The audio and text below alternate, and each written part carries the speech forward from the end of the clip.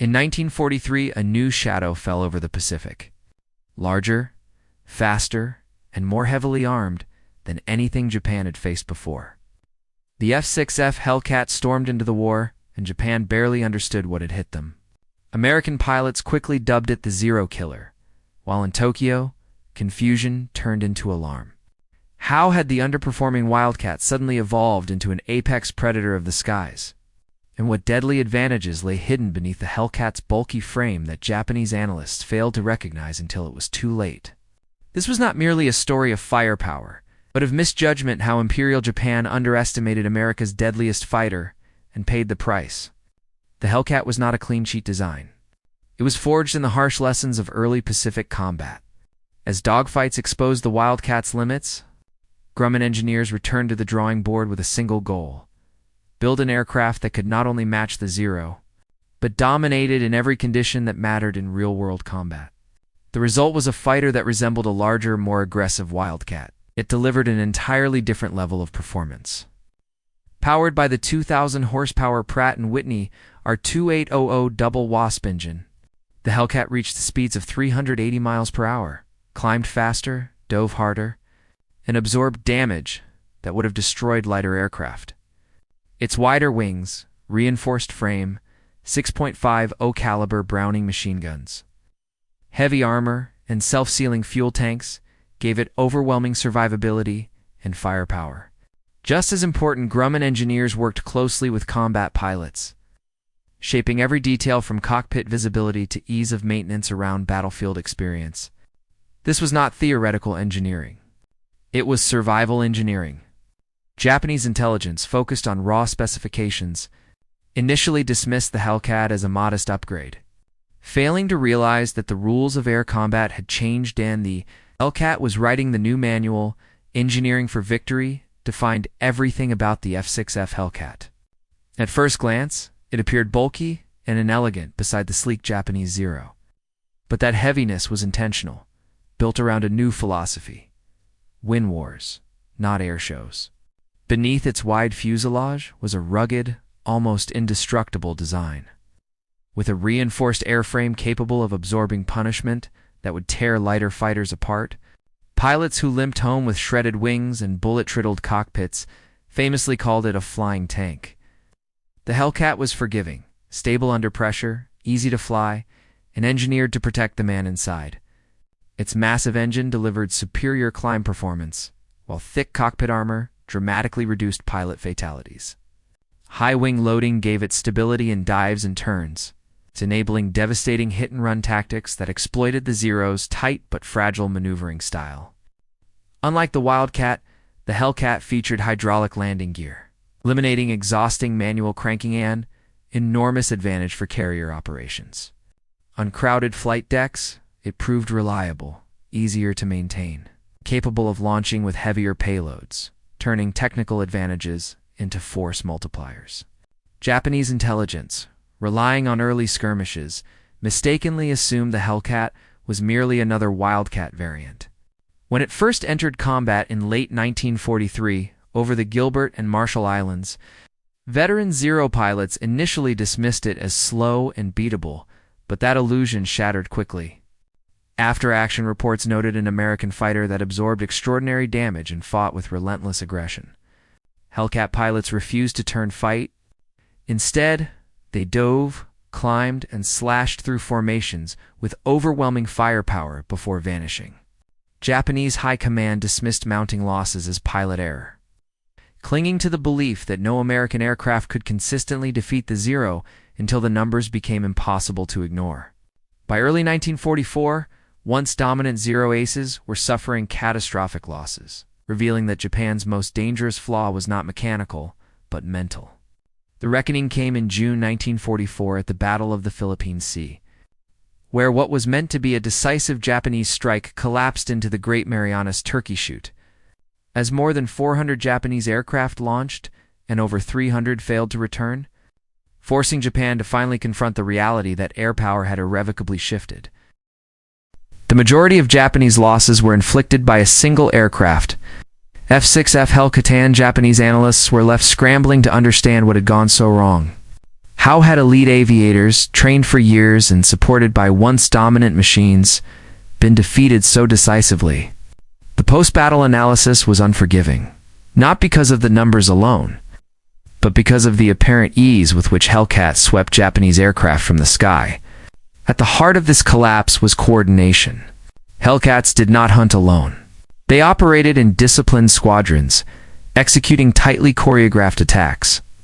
Thatch weaves, high-side diving slashes, coordinated ambushes, shattered formations built for individual duels, leaving zero pilots dangerously exposed. Captured airmen and decoded communications soon revealed a critical shift in perception.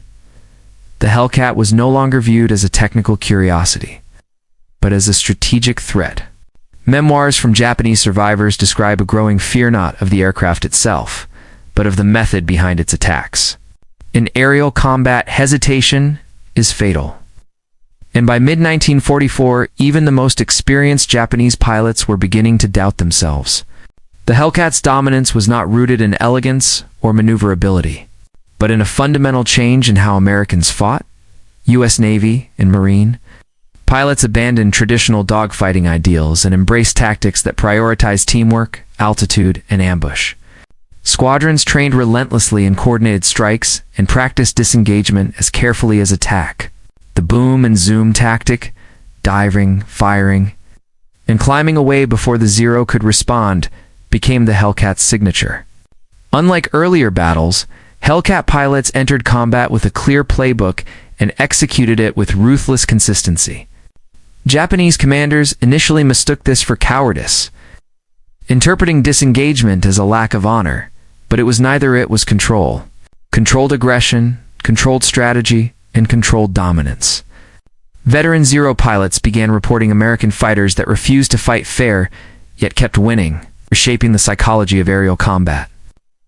By early 1945, intercepted communications, field reports, and captured debriefs provided U.S. intelligence with a clear picture within Imperial command circles. The Hellcat was now recognized as a decisive force Japan had no answer for. A decrypted report from Japan's 343rd Naval Air Group described the F6F Hellcat not only as superior in speed and power, but as relentless in its coordination, noting with alarm that Japanese formations were often breaking apart under pressure before a single shot was fired. Morale was eroding. Captured documents confirmed what Hellcat pilots already suspected. The psychological impact of the F6F extended far beyond its mechanical capabilities. One Japanese squadron leader admitted during interrogation that his pilots felt hunted, explaining that the Hellcats arrived in silence, struck with overwhelming force, and vanished before formations could recover. Most telling was a classified 1944 training bulletin that warned Japanese aviators to avoid engaging F6Fs alone and to rely on decoy tactics and implicit acknowledgement of inferiority. Faith in the Zero had been shattered not merely by technical shortcomings, but by repeated and humiliating defeats, leaving the Hellcat as the most feared silhouette in Pacific skies. With no effective Japanese replacement in sight, by mid-1944, fear had quietly reshaped pilot behavior, replacing bravado with caution as veteran aviators altered flight paths, abandoned engagements, and avoided Hellcat-heavy patrol zones, not out of cowardice, but survival instinct colliding with fading morale. Reports from surviving aces spoke less about machinery and more about the Americans themselves, describing pilots who were cold, calculated, and relentlessly methodical, whose coordinated tactics, thatch weaves, boom and zoom attacks, and disciplined disengagements had broken the traditional samurai-style mentality of Japanese air combat. The same Zero pilots who once treated earlier American fighters as sport now hesitated at the mere approach of a Hellcat, realizing the battle was often lost before it began. This psychological collapse mirrored a deeper doctrinal failure. Japan's air combat philosophy, built on honor, individual skill, and one-on-one dogfighting, could not survive against an enemy that controlled altitude, timing, and engagement on its own terms. The Zero had been designed for a style of warfare the Hellcat refused to fight, and Japan's rigid command structure resisted adaptation, mistaking innovation for dishonor. American naval aviators, unconstrained by tradition and focused solely on results, exploited this flaw with ruthless consistency, proving that Japan was not just facing a new aircraft, but an entirely new way of war in the sky. They were no longer facing just a new aircraft, but a new mindset, one built to adapt, innovate, and ultimately rewrite the rules of aerial supremacy in the Pacific. The F6F Hellcat didn't merely win battles. It permanently reshaped how the United States thought about air combat. Before the Hellcat, success in the sky was often defined by sleek design, agility, or raw speed. But its dominance proved that survivability, firepower, and tactical cohesion mattered far more than elegance. In just over 2 years of combat, Hellcats achieved more than 5,000 aerial victories, earning the highest kill-to-loss ratio of any U.S. Navy fighter in World War II, while also redefining aircraft design philosophy for generations to come. Fighters like the F8F Bearcat and even the FA-18 Hornet carried the Hellcat's DNA: durability, adaptability.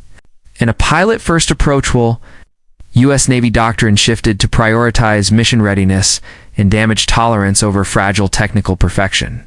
Grumman's reputation as the Iron Works became a mark of pride, with the Hellcat as its crown jewel, studied in training manuals as the perfect alignment of engineering, combat data, and human psychology.